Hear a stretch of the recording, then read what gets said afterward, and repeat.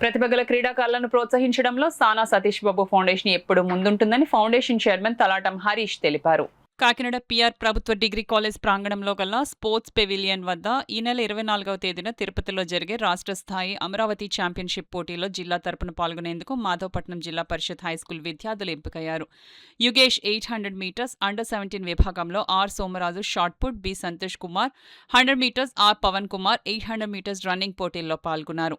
పోటీల్లో పాల్గొనే విద్యార్థులను ప్రోత్సహించేందుకు Sana Satish Babu foundation chairman Talatam Harish running spikes ను అందించారు. ఈ సందర్భంగా హరీష్ మాట్లాడుతూ ప్రతిభ గల క్రీడాకారులను ప్రోత్సహించేందుకు సానా సతీష్ బాబు ఫౌండేషన్ ఎప్పుడూ ముందుంటుందన్నారు.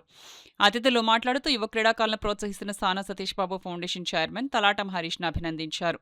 ఈ కార్యక్రమంలో జిల్లా hockey association secretary Raviraju, PR college grounds users association president Sai, Pinisetti Suresh, Madhavapatnam ZP high school PET Govind, gym Srinu, coach Apparao పాల్గొన్నారు.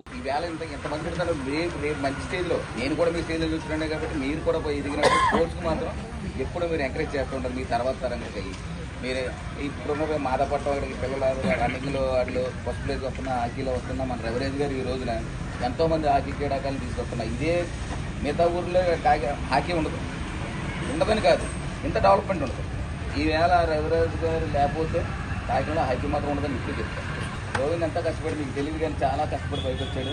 ఈ రోజున మంచి పీఈటీ కింద ఈ మాధవపట్నంలో పిల్లల్ని ఇలా మాకు వచ్చాడు. అంటే ఇంట్రెస్ట్ ఉన్నా లేకపోయినా వాళ్ళకు ఉన్న అంటే స్పోర్ట్స్లో పేదరికం ఉంటుంది, గేమే ఉంటుంది. మిగతా అన్ని చోట్ల పేదరికం ఉండొచ్చు కానీ స్పోర్ట్స్కి ఒక్కడికే పేదరికం ఉంటుంది. మనకి ఇది గేమ్ ఆడే కొద్ది మంచి దాని డెవలప్ అదే తీసుకెళ్ళిపోతుంది. నేను ఒక్కడనే ఆపలేం, మనం మిగతా చోట్ల అన్ని చోట్ల ఆపేసి అలా మన గోవింద్కి, మన సాయి గారు, మన గ్రౌండ్ గారు ఈ వయసులో కూడా ఆయన ఇప్పటికీ గ్రౌండ్కి ఏదో చేయాలని తప్పన ఇలాంటివన్నీ చూసుకుని మంచి మీరు తీసుకుని మంచిగా మళ్ళీ నెక్స్ట్ కాబోయే తర్వాత మీరు అందరూ ఆదర్శంగా ఉండాలని అనిపిస్తుంది.